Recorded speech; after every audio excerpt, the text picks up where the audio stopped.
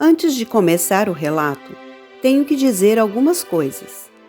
O que deveria acender não são os gritos ameaçadores de guerra, mas o cântico dos cânticos de paz e amor. Não as balas, mas os sorrisos cheios de tolerância devem penetrar no coração dos homens, acima do som aterrorizante de aviões de guerra e das armas da zona de guerra, lembrando com tristeza as mães e crianças que foram caçadas com perdas. Neste momento, enquanto conversamos, o mundo está dividido em dois: Israel e Palestina. O que exatamente está acontecendo lá e quem está errado? O dia 7 de outubro de 2023 foi um dia significativo para o povo de Israel que pertence à religião judaica. Foi nesse dia que uma organização chamada Hamas lançou 5.000 foguetes contra Israel. Não apenas foguetes. Eles atacaram usando todos os meios possíveis, incluindo caminhões, motocicletas, escavadeiras e até parapentes motorizados. Imagine que no seu dia mais significativo, algumas pessoas aleatórias pousam com parapentes, atirando em quem estiver à sua frente, literalmente como um videogame. O quão trágico seria isso? Foi o que aconteceu com Israel naquele dia. Cerca de 700 israelitas e 370 palestinos foram mortos naquele dia e cerca de 1.000 pessoas ficaram feridas. O governo de Israel declarou imediatamente estado de emergência e oficialmente reconheceu o ocorrido como guerra. Mas quem são esses Hamas e por que estão atacando Israel? Entendemos que precisamos conhecer a história daquela terra e agora iremos explicar de uma forma mais simples possível.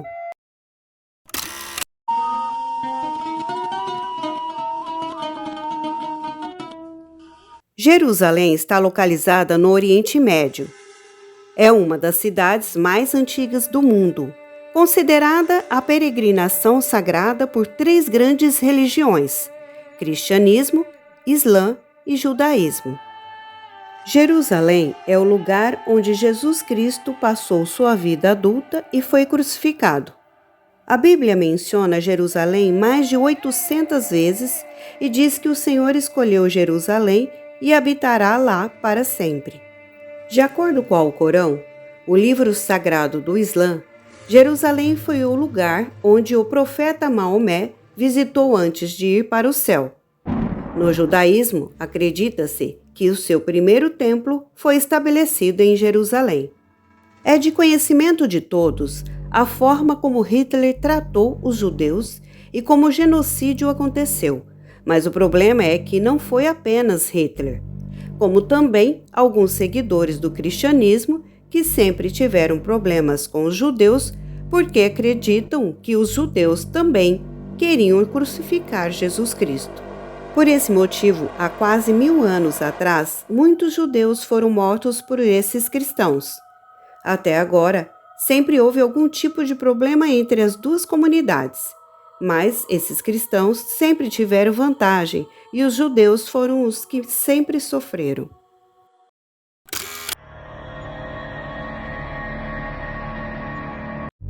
No século XIX, os judeus perceberam que precisavam formar seu próprio país, porque onde quer que fossem, eram perseguidos por sua religião. Então o povo judeu de toda a Europa começou a migrar para a Palestina, que era então governado pelo Império Otomano. Por que a Palestina? Porque é onde fica Jerusalém, que é o lugar mais sagrado do povo judeu. Por algumas décadas, todas as pessoas do Império Otomano viveram pacificamente até acontecer a Primeira Guerra Mundial. O Império Otomano foi derrotado pelos britânicos na Primeira Guerra Mundial e os britânicos assumiram o controle da Palestina. Em 1933, Hitler chegou ao poder e todos nós sabemos o que ele fez aos judeus. Ele literalmente identificou cada judeu e os torturou até a morte. Cerca de 6 milhões de judeus foram mortos durante o período de Hitler. Então, novamente, um grande número da população judaica migrou para a Palestina para salvar suas vidas. Na Segunda Guerra Mundial, os britânicos foram derrotados e renunciaram ao seu controle sobre a Palestina. Mas naquela época, tanto os palestinos quanto os judeus começaram a lutar entre si, exigindo seu próprio país. As Nações Unidas interviram na questão e dividiram o país em duas partes, uma para os muçulmanos e outra para o povo judeu. Mas muitos acreditam que as Nações Unidas nunca realmente olharam tentando resolver o problema. Isso sempre piora o problema. Eles poderiam facilmente ter dividido o país em dois, mas foi assim que fizeram a divisão. A cor laranja para os muçulmanos árabes e a cor azul para o povo judeu.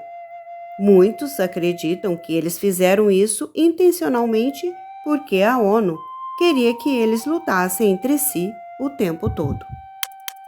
Mas quem vai tomar Jerusalém? Isso é historicamente importante tanto para judeus como para muçulmanos e também para os cristãos. Por isso, os Estados Unidos decidiram manter Jerusalém sob controle internacional. Os judeus aceitaram todas essas condições e formaram seu próprio país, Israel, em 1948. Mas os países árabes não ficaram satisfeitos com isso. Eles sentiram que todo lugar deveria pertencer aos árabes muçulmanos e não às pessoas que migraram para lá recentemente. Então, assim que Israel foi formado, os países árabes vizinhos, Egito, Síria e Jordânia, junto com a Palestina, travaram uma guerra contra Israel. E isso foi chamado de Primeira Guerra Árabe-Israelense, de 1948. Imagine que Israel foi formado em 14 de maio de 1948 e no dia seguinte, 15 de maio, todos os países vizinhos se uniram e o atacaram. Os judeus eram expulsos onde quer que fossem. Imagine que tipo de sofrimento que passaram só por terem nascido no judaísmo. É inexplicável. Mas, finalmente, eles tiveram seu próprio país, mesmo que dentro de um dia tentaram tomá-lo. O povo judeu lutou com tudo que tinha e venceu a guerra derrotando toda a aliança árabe. Como isso foi feito, foi explicado no vídeo que fizemos sobre Mossad. Durante a guerra, Israel capturou muitas terras que foram atribuídas à Palestina durante a divisão. Além disso, o Egito ocupou a faixa de Gaza e a Jordânia ocupou a área da Cisjordânia. Não vamos esquecer que o Egito e a Jordânia lutaram em apoio à Palestina, mas ainda assim acabaram ocupando as terras palestinas. A Palestina perdeu todas as terras que tinha e 700 mil palestinos se tornaram refugiados em suas próprias terras para serem politicamente corretos nos países árabes. Em 1964, os palestinos se uniram e formaram a Organização para a Libertação da Palestina, a OLP. Com o lema de conseguir o seu próprio país, eles também queriam destruir Israel completamente. Porém, logo Israel e os Estados Unidos da América a marcaram como uma organização terrorista. Então, em 5 de junho de 1967, a Força Aérea Israelense atacou a Força Aérea Egípcia e destruiu muitos de seus campos aéreos. Isso durou 6 dias. E nesta guerra, Israel capturou um enorme pedaço de terra. Capturou a faixa de Gaza, a Cisjordânia, as colinas de Golã e o Monte Sinai do Egito. Então, novamente, em 1973, a coalizão árabe lançou um ataque surpresa em Israel, e você sabe em que dia isso aconteceu? Em 6 de outubro, em seu dia mais significativo, feriado do Yom Kippur. Exatamente depois de 50 anos, em 2023, o Hamas lança um ataque surpresa a Israel. Mas Mesmo naquela época do Yom Kippur, em 1973, Israel conseguiu proteger seus territórios. No ano seguinte, em 1974, a Assembleia da ONU reconheceu oficialmente a OLP como os representantes dos palestinos. Então, em 1979, o Egito fez um tratado de paz com Israel. Em troca, Israel devolveria as terras anteriormente capturadas do Egito. E vamos lembrar que Israel ainda tinha controle sobre a faixa de Gaza e a área da Cisjordânia. E avançando para 1993, o então primeiro-ministro israelense Yitzhak Rabin queria fazer a paz com os palestinos. Ele entendeu que os palestinos estavam legitimamente exigindo seu próprio país. Então ele reconheceu oficialmente a OLP e devolveu a Cisjordânia e a área da faixa de Gaza para formar seu próprio país. Mas o problema era a área da Cisjordânia e da faixa de Gaza, que estiveram sob o controle de Israel por mais de 25 anos, e muitos israelitas se estabeleceram nesses lugares, e tanto os israelitas quanto os palestinos pertencem às diferentes etnias, sendo muito fácil diferenciar as pessoas com suas características físicas. Então a área foi novamente dividida, mais precisamente pelos assentamentos, e a Palestina obteve apenas pedaços da Cisjordânia e da faixa de Gaza para formar seu país.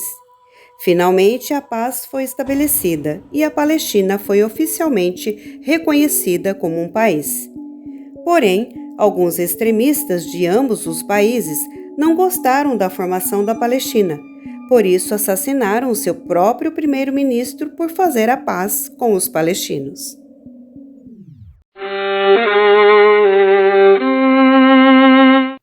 Por outro lado, em 1987, extremistas muçulmanos palestinos se uniram e formaram um grupo chamado Hamas, Harakat al-Muqawama al-Islamiyat, Movimento de Resistência Islâmica, cujo lema é destruir completamente Israel.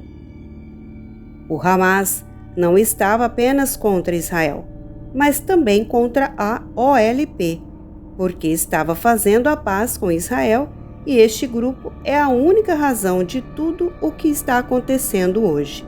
Eles lançaram um número de ataques terroristas a Israel que resultou em uma amargura perdida entre israelitas e palestinos. Então, Hamas é claramente uma organização terrorista e foi reconhecido da mesma forma por muitos países, incluindo o Reino Unido e os Estados Unidos da América. A situação ficou ainda mais feia em 2006, quando Hamas derrotou a OLP nas eleições palestinas. Mas os apoiadores do Hamas e da OLP começaram a lutar entre si, o que resultou em uma guerra civil. A Palestina de 2007 foi dividida em duas partes. A Organização de Libertação para a Palestina assumiu o controle da área da Cisjordânia e o Hamas assumiu o controle da faixa de Gaza, que tem 41 quilômetros de comprimento e 10 quilômetros de largura. Destes dois partidos, a OLP não é violenta e é oficialmente reconhecida, mas o Hamas é conhecido como uma organização terrorista e eles continuam lançando ataques terroristas contra Israel. E foi isso que aconteceu também no dia 7 de outubro, às 6 horas da manhã, quando o país inteiro estava dormindo. Eles lançaram 5.000 foguetes contra Israel e em 30 minutos, milhares de pessoas foram mortas. Para defender os ataques do Hamas, Israel construiu um dos sistemas de defesa aérea dos mais fortes. Em Israel, tem um sistema de cúpula de ferro que detecta os foguetes lançados em sua direção e, se há vidas humanas em perigo, ele interceptará e destruirá esses foguetes antes que possam atingi-las. É um dos sistemas de defesa aérea mais forte do mundo e, mesmo assim, não conseguiu lidar com 5.000 foguetes lançados e os ataques não aconteceram apenas com o uso desses foguetes. Homens fortemente armados entraram nos territórios israelenses, atiraram abertamente contra as pessoas e demoliram os muros da fronteira. Atacaram pela zona marítima e, através de parapentes que pousaram nas ruas, sequestrando as pessoas e abatendo-as literalmente como se fosse um videogame. O principal comandante do Hamas, Mohammad al-Deif, chamou este ataque de tempestade al-Aqsa e disse: "Decidimos pôr fim a tudo isso com a ajuda de Deus." Mulheres israelenses foram mortas, estupradas e fizeram-nas desfilarem nuas pela cidade e nem pouparam as pequenas crianças. Israel não estava pronta para encarar isso levianamente desta vez. Israel começou a atacar vigorosamente e chamou-a de Operação Espada de Ferro. O fornecimento de energia elétrica, de comida e água para Gaza foi cortado completamente. As pessoas comuns que viviam em Gaza e nos arredores foram instruídas a permanecer em ambientes fechados ou em abrigos próximos. Gaza foi completamente cercada por Israel. Milhares de pessoas estão tentando cruzar a fronteira e entrar no Egito. Mas o Egito se recusa a abrir a porta. Israel continua a realizar ataques aéreos em Gaza. Os membros do Hamas foram mortos um a um. Ayman Nofal, um dos maiores comandantes sênior dominante do Hamas, também foi morto em ataque aéreo lançado por Israel. A maioria dos países condenaram os ataques pelo Hamas e simpatizaram com Israel até que Israel começou a contra-atacar. Até agora, mais de 5.000 palestinos morreram no ataque israelense a Gaza.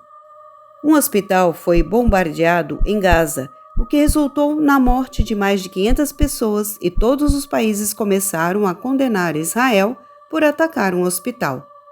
O Hamas culpou Israel pelo seu ataque, o qual negou tais acusações, dizendo que nenhum ataque de explosão foi feito naquela área até o momento, e divulgou um vídeo onde afirma que a explosão no hospital aconteceu por causa da falha de ignição do Hamas. Neste momento, não sabemos exatamente quem fez isso, mas foram pessoas inocentes que perderam suas vidas. Quem você acha que está certo? Israel ou Palestina?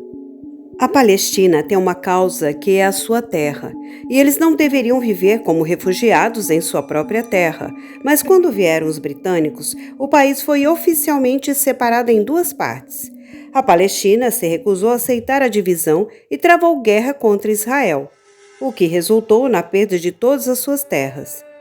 Israel capturou esses lugares na guerra que a Palestina travou sobre eles. Como podemos culpar Israel disso? A Palestina foi quem travou a guerra. Israel ainda devolveu os assentamentos aos palestinos para formarem seu condado. Mas o Hamas quer destruir Israel. Eles querem Israel fora do mapa. Como podemos esperar que Israel fique quieto neste assunto? Ele tem todos os direitos para defender-se. Historicamente, a Palestina está certa. Essa é a sua terra. Mas politicamente, Israel está certo. Eles cumprem o plano de partição da ONU e até ganhou a guerra que a Palestina travou contra eles. Sobre o Hamas, não podemos confiar numa organização terrorista para governar a sua nação. Isto é certo. Israel tem um dos exércitos mais fortes do mundo. O que esperar quando são lançados ataques contra eles? Não vão ficar quietos, e há uma enorme diferença entre uma guerra e um ataque terrorista. Na guerra, o ataque é travado contra o exército, mas quando você ataca as pessoas comuns, isso se chama terrorismo, e é o que o Hamas vem fazendo há um bom tempo. Se você quer lutar por uma causa, lute com o exército, lute com o governo, não com o povo. Palestino, eles precisam ter seu próprio país. Ninguém deve ser tratado como refugiado em sua própria terra. Mas o terrorismo não é uma forma de se conquistar isso. Depois de ouvir tudo isso, quem está certo e quem está errado? Alguns direitos estão errados para alguns, e alguns erros são direitos para outros.